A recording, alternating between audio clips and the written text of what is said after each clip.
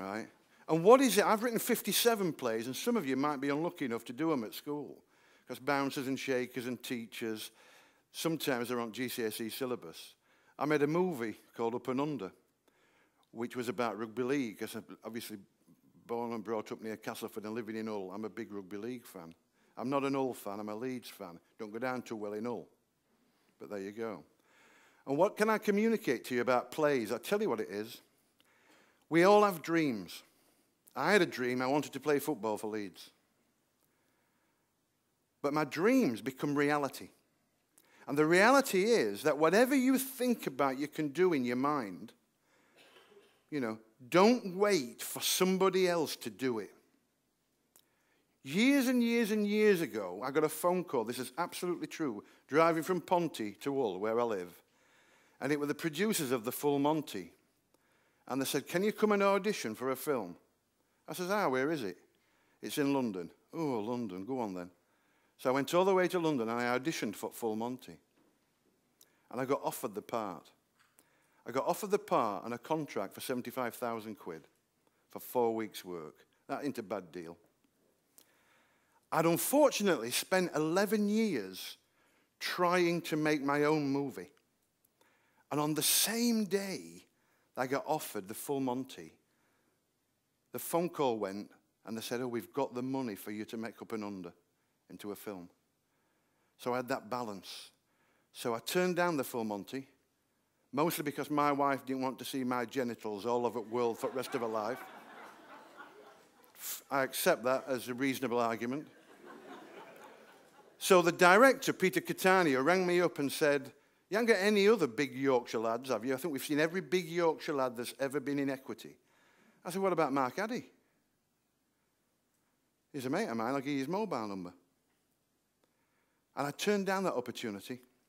Mark Addy did the Full Monty, went to Hollywood, did Fred Flintstone 2 and Mr. Frost, and he's just come back from living in Hollywood. He's been living there for 2 or 3 years. Now, the point of all this is you get 2 or 3 chances. You get 2 or 3 opportunities. And it's no good thinking to yourself, I won't mind doing it, but, right? I'm in a very fortunate position. My plays are on all over the world. Sometimes they're ruined. Sometimes they're absolutely killed, but you still get a royalty check. So what do I do? What do you do? Do you stay in bed? Do you think, oh, just, you know, I'll walk my dog. I've got a little bloody poodle. Didn't mind, it's my daughter's, but I'm walking this poodle around Swanland, where all the footballers live. Right? He's giving me a bad name. But what do? Do you lay? No, you don't. You actually think, I want to do something. I want to do something about it. And somebody said to me the other day, you know, 2 things. A, do you know you're most performed living playwright in this country? I says, am I? Your plays are on all over the world. Are they? And you look like a normal bloke. I says, I don't know which one of them 3 is most frightening. Achievement is absolutely what The Alchemist is talking about. It's from here. It's about big dreams. And just finally, all of you will fantasize. All of you will watch X Factor, or will watch Match of the Day, or will watch rugby and think, if only. I reckon I could do that. If only. And it's absolutely critical. And I've said this 2 or 3 times. I'll give you a really good example.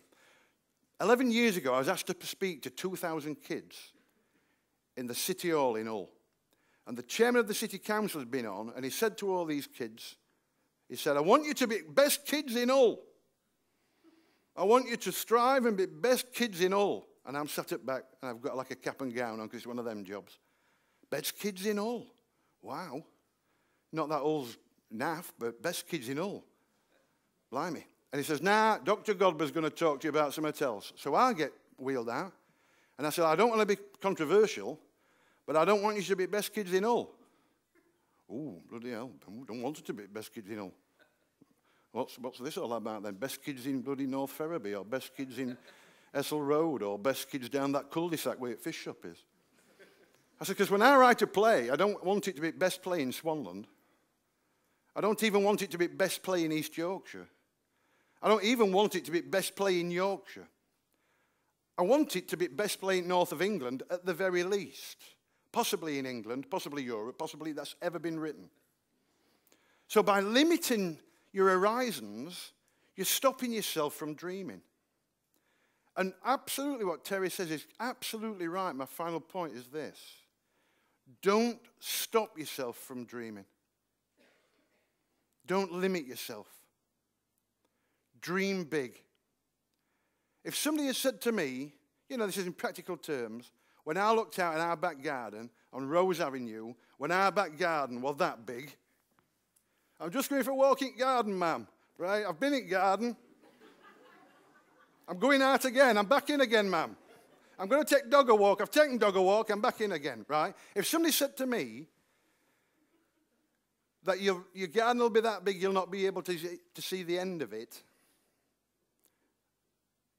and I said, no, come on, that can't be true.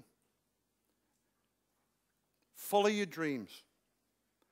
But more importantly than following your dreams, actually put them in action. Don't just dream it, do it. Thank you very much indeed.